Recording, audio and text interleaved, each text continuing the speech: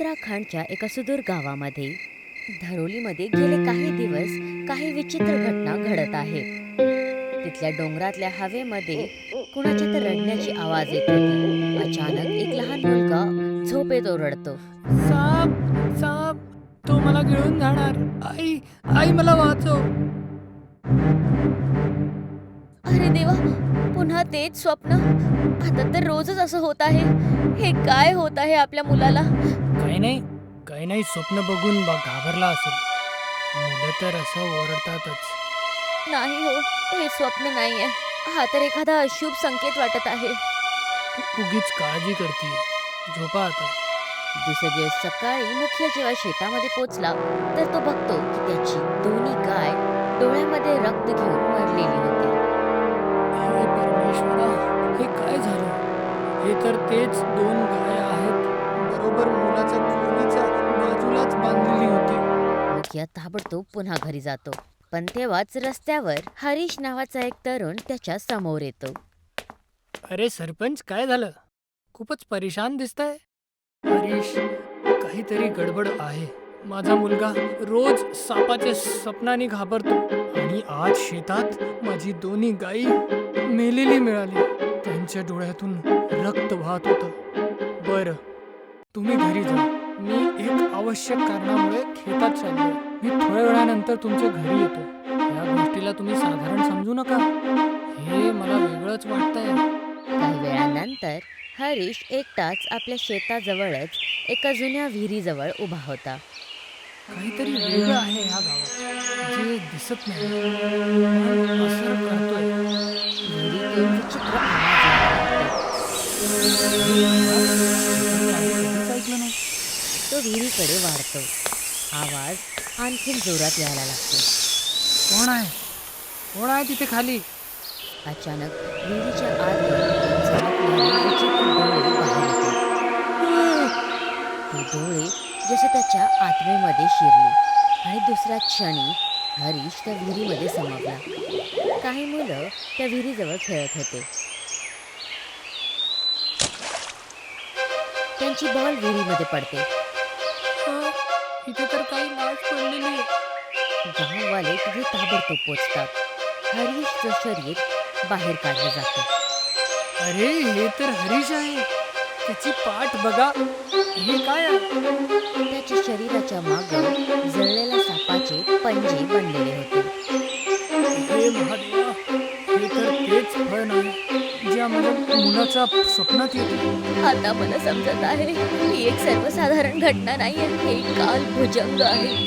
तोच शापित नाग जो खूप वर्षांपासून बंद आहे. त्या बाईचं बोलणं ऐकून मुखिया एका गाढ विचारात पडतो आणि स्वतःला बोलतो. मला तर वाटत होतं की असं फक्त कथामध्येच असतं. काय खरोखर याचं काही अस्तित्व आहे? धरोलीच्या घाटीमध्ये आता विचित्र सन्नाटा पसरलेला होता.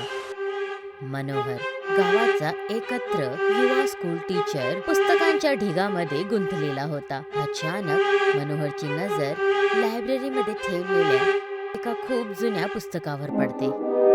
हे काय आहे? दर 5 वर्षाला नागबळीची बळी होत होती. कारण की काळाची झोप मोडू नये. जर बळी थांबली तर तो जागा होणार. त्या क्षणी मनोहरच्या डोळ्याच्या समोर जसं जुन्या काळातलं काही दृश्य समोर आले. मी तर ऐकलं होतं गावात दर 5 वर्षाला एक रहस्यमय बळी होते. पण 25 वर्षापूर्वी सगळंच काही बंद झालं का? मनोहर मोबाईल काढतो आणि एक नंबर डायल करतो. आरव, तू आणि प्रज्ञा दोन्ही लवकर गावात येऊ शकता? हो, काहीतरी वेगळं चालू आहे इथे गावात. तरी वेगळं शांतता आहे इथे. जसे वृक्ष पण घाबरलेले आहेत. खरं बोलतोय सारंग, इथे तर मृत्यूसारखा सन्नाटा पसरलेला आहे. काही वेळानंतर ते तिघे जण एका खोलीमध्ये बसलेले होते आणि तीच पुस्तक उघडलेली होती. हे बघा, नागबळीची अख्खी परंपरा लिहिलेली आहे इथे. दर 5 वर्षाला बळी देत होते कारण की काळभुजंग झोपलेला असावा. पण हे काळभुजंग कोण आहे? ह्या पुस्तकाच्या हिशोबाने प्राचीन नाग यज्ञामुळे काही राक्षसांनी आणि तांत्रिकांनी नागबळीची बली दिली होती आणि त्या बलीने उत्पन्न झालेला शापित सर्प होता काळ भुजंग. एक तर महादेवाचा सेवक नाहीये आणि शनीचा अनुयायी पण नाहीये. तो फक्त आणि फक्त काळाचा अवतार आहे. जिथे जिथे तो जातो तिथे मृत्यू निश्चित आहे. त्याचे शरीर काळा धूर आणि सर्पच्या शंखाने बनलेला असतो. तो जमिनीचा खालून येतो. हे तर खूप जुनं आहे. ही फक्त धार्मिक रसम नाही, पण एखादी शास्त्रीय व्यवस्था सुद्धा असू शकते. पण बंद का झाली? किंवा घाबरणारी युक्ती असेल. ही माझी पुढची डॉक्युमेंटरी असू शकते. काल भुजंग द स्नेक विदिन. अरे मस्करी करू नको. गावात गाई मेलेली आहे. हरीश कुंपात मेलेला मिळाला आणि ते पण पाठीवरती जळलेल्या सर्पाच्या निशाणासोबत.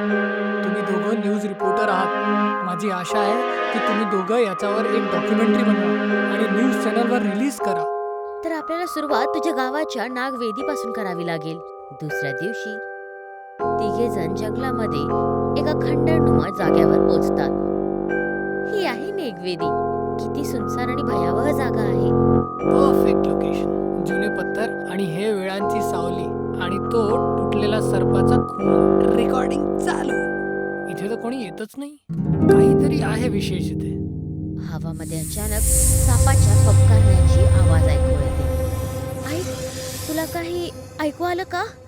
वारा असेल. चला रेकॉर्डिंग सुरू ठेवूया.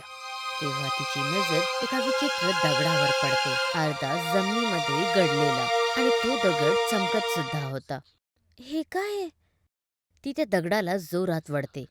एक चमत्कार मणीसारखी आकृती बाहेर येते, ज्याचं नाव मुकीरा होतं.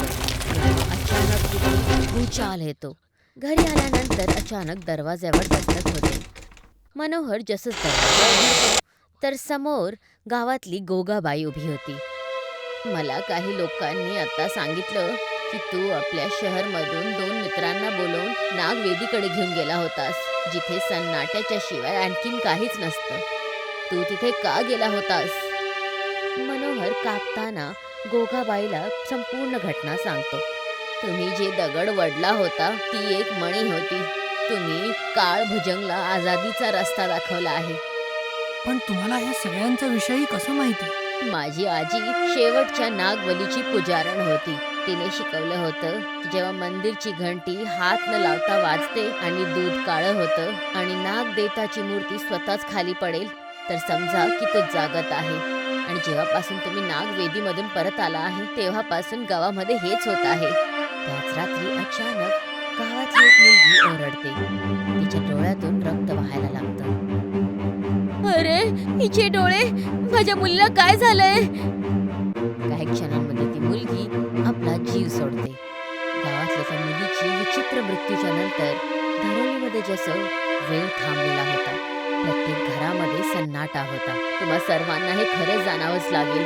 मनोहर काल नागवेदी गेला होता आणि त्याच्याबरोबर त्याचे शहरचे पाहुणे सुद्धा होते. तिथेच त्या प्रज्ञा नावाच्या मुलीने नागवेदीमधून जे दगड उचलला होता ती साधारण वस्तू नव्हती. ती काल भुजंगची मणी होती. तीच मणी त्याच्या झोपेचा कारण होती. म्हणजे जे काही होतंय ते ह्या गोट्यांमुळे आहे. हो, तो आता पूर्ण प्रकाराने जीवित झालेला आहे. एखादी बलीच त्याला थांबवू शकते. त्याच वेळेस गावातला मुखिया मनोहरला बोलतो. मनोहर, हे सगळं काय आहे? हां, पण माझी इच्छा चुकीची नव्हती. मी आरव आणि प्रज्ञाला ह्याच्यासाठी बोलवलं. या गावात होणारी प्रत्येक गोष्टींचं एक डॉक्युमेंटरी तयार करू शकणार. शाळेतल्या लायब्ररीमधनं मला एक पुस्तक मिळाले आणि ज्याच्यामध्ये लिहिलेलं होतं की दर 5 वर्षाला नागबली देत होते, ज्याच्यामुळे काल भुजंग पाताळमध्ये बंद असलेला असं. मला माहिती आहे, जेव्हा माझे वडील गावाचे सरपंच होते त्यावेळेस त्यांनीही हे सगळे बळी बंद केलेली होती. त्यांना असं वाटत होतं की हे सगळं अंधश्रद्धा आहे. पण आता असं वाटतंय की त्यांचा तो निर्णय चुकीचा होता. पण तुम्ही लोक मनोहरला दोषी नका ठरवू. लक्षात घ्या की हरीशची मृत्यू, माझ्या गायींची रहस्यमयी मृत्यू, हे सगळं आरव आणि प्रज्ञाच्या यायच्या आधीच झालं होतं. आता जे काही होणार आपण सगळे मिळून याचा सामना करणार. प्रज्ञा गाढ झोपेत झोपलेली होती. पण अचानक तिचे डोळे उघडतात. प्रज्ञा स्वतःला एका विहिरीमध्ये बघते. चोहीकडे अंधार होता. पाणी एकदम काळं आणि दाट होतं, जसं त्याच्यामध्ये सावलीच नव्हती. अचानक पाण्यामध्ये लहर होते आणि त्याच्यातून एक भयानक काळ्या फणवाला नाग बाहेर पडतो. मी आता परत आलोय. आता ह्या पृथ्वीवर काळभुजंगचा राज असणार, ज्याची कोणीही आतापर्यंत कल्पना पण केली नसेल. आणि माझा पहिला शिकार तू असणार. प्रज्ञा जोरात ओरडते आणि तिचे डोळे उघडते.